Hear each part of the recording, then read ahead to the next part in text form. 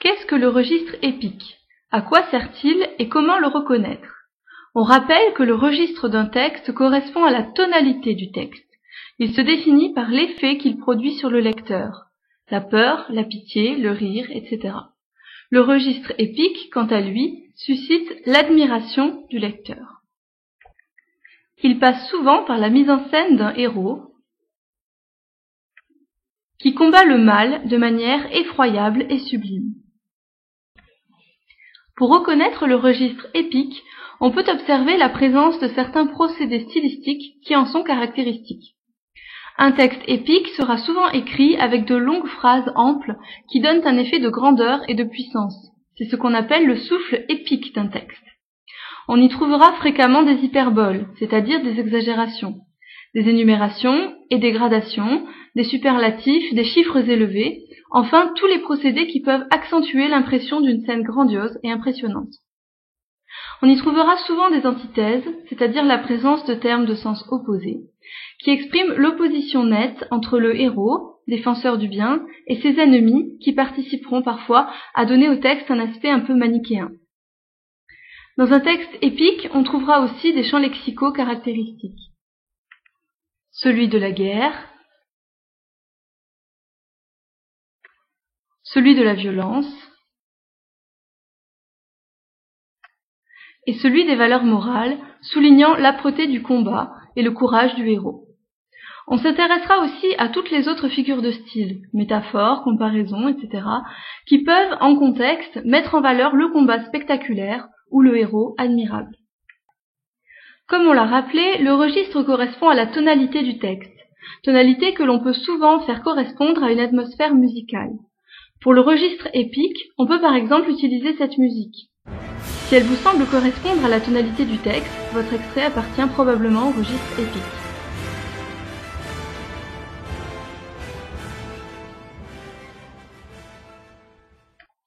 Prenons un exemple avec le texte suivant, extrait du roman de Victor Hugo, Les Misérables.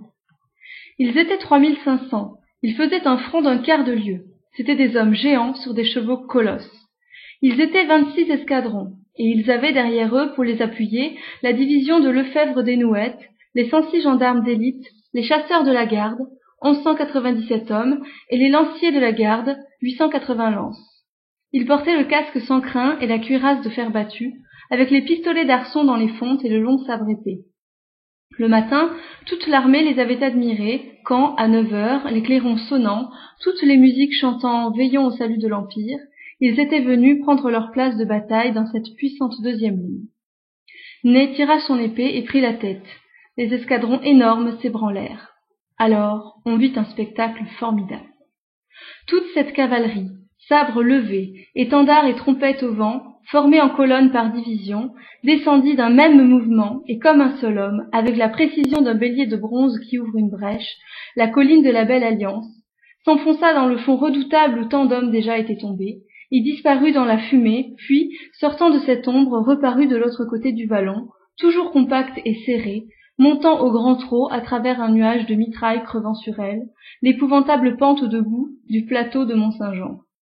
Il montait, grave, menaçant, imperturbable. Dans les intervalles de la mousqueterie et de l'artillerie, on entendait ce piétinement colossal. Étant 2 divisions, ils étaient 2 colonnes. La division Wattier avait la droite, la division Delord avait la gauche.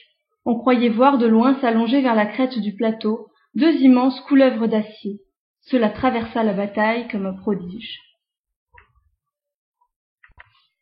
Nous remarquons dès la lecture la présence de longues phrases amples, qui demandent du souffle, et nous suspectons la présence d'un registre épique. Notre hypothèse se confirme lorsque nous repérons un grand nombre d'hyperboles, ici en rouge. Victor Hugo désigne les soldats comme des hommes géants sur des chevaux colosses, ce qui contribue à les rendre impressionnants dans l'esprit du lecteur. On note aussi la présence d'une énumération, ici soulignée en orange, grave, menaçant, imperturbable, qui souligne la grandeur exceptionnelle de ces soldats lancés au galop. Cette énumération est appuyée par un rythme ternaire qui contribue à faire ressortir cette succession de qualificatifs. On remarque également la présence de chiffres élevés, ici représentés en jaune, 3500, 26, 106, 1197, 880.